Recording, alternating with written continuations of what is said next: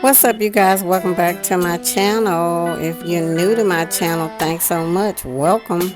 So I'm M. Williams, licensed master stylist here in Atlanta, retired, been in the hair industry over 30 years, had a storefront salon and 2 salon suites at the same time. So I got a plethora of videos on here for you guys, over 400 videos on my channel.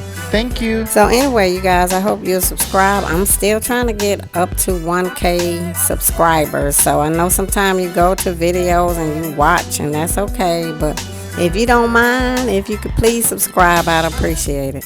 Help me get to that 1K. I think I need only 50 more subscribers. So thank you guys in advance.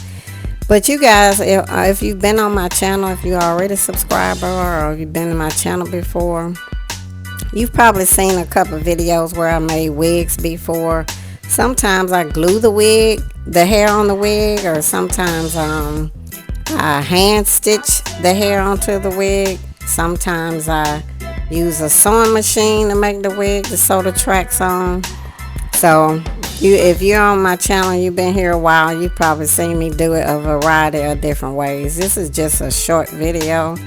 I made this wig this past Saturday, and today is Monday.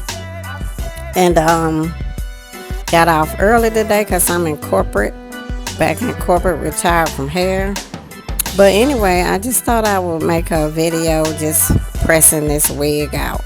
So all I did pretty much is press it out with my Babyliss iron. Of course, you can see it's all pressed out. And the hair is not heavy. The hair is kind of light. And it's a 22-inch, 20-inch, and 18-inch is what I put in there. But I think the 18-inch I only put like maybe, I don't think I put I think I did use all 3 bundles. Because you know, with longer bundles, they tend to be a little bit lighter, not as heavy, a little bit thinner. And it just depends on the brand of hair that you get, or what kind of hair you get, or where you get it from. And I'm just bumming it out today at home. So now I'm just showing you how I do my bangs whenever I make a bang. I'm just kind of showing you how I do it. So I kind of section it off, move the other hair out the way, and I get the section that I want to make into the bang. And then I kind of twist it. You see how I twisted it around my finger?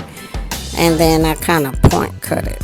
Point cutting, you have to be careful, because you can cut your finger, so you want to keep your finger way back out the way so you won't cut it.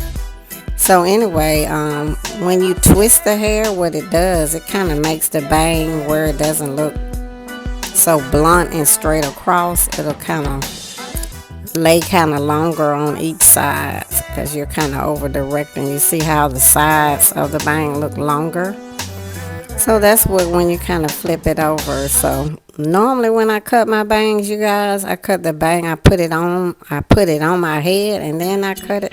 But this time I thought I'd do it a little differently, just so you can see. But anyway, thanks for watching. Hope you subscribe.